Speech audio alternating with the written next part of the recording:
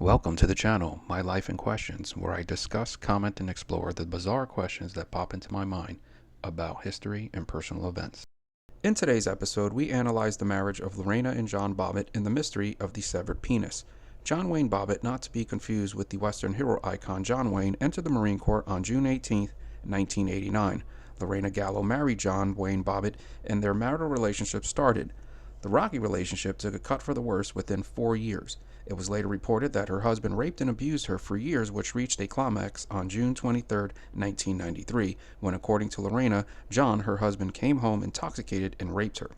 The case sparked a national debate about spousal rape, which historically favored the husband in court cases. However, Lorena did not rely on the legal system and instead took matters into her own hands when, after the incident, she went downstairs to the kitchen, grabbed an 8-inch Ginsu carving knife, went back upstairs, and confronted her husband, who was now asleep in their bed. Using the 8-inch knife, she cut her husband's tallywhacker off, leaving the schlongless husband in their room screaming in shock. Lorena left the apartment with the severed penis still in her hand. Lorena then decided to get into the car to flee the scene with the detached penis in her possession at the same time as she entered the car. She somehow managed to start the vehicle as well as put the car in gear while holding the rod in her hand. Lorena then left their home, leaving the headless husband in their room to bleed out. As her husband deals with survival, she then drives away with the penis still in her hand. As she continues to drive with penis in hand, she tosses the organ out of the window onto a field at Maplewood Drive. Lorena stopped at a convenience store payphone to call the police. On the other end of the line, a police officer shockingly listens to the confession. To add a further burden on the male officers, they then have to report to Maplewood Drive to look for the tube steak. Meanwhile, back at the Bobbitt apartment, first responders are reporting to the emergency. The cops then locate the penis on the ground, wash it with antiseptic, and pack the dong on saline ice.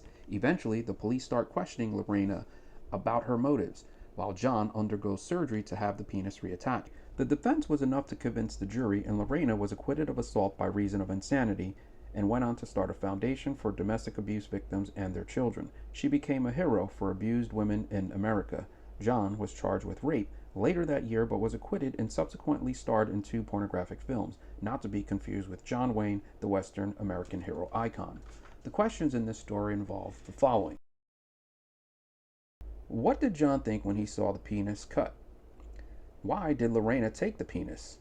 How did Lorena open the car door with the penis in her hand? How did Lorena shift gears as she's driving the car? Did she have a manual transmission or an automatic? What regret did John have? Does she fling the penis or does she toss it in the air? Does the cop think it's a joke as he listens to the confession? What are the cops thinking as they look for the penis? How did the cops pick up the penis? What discussions did these cops have? Did they use flashlights? How does a penis get reattached? And finally, how would John Wayne, the movie star, have handled this? Thank you for watching. Like, subscribe, and comment.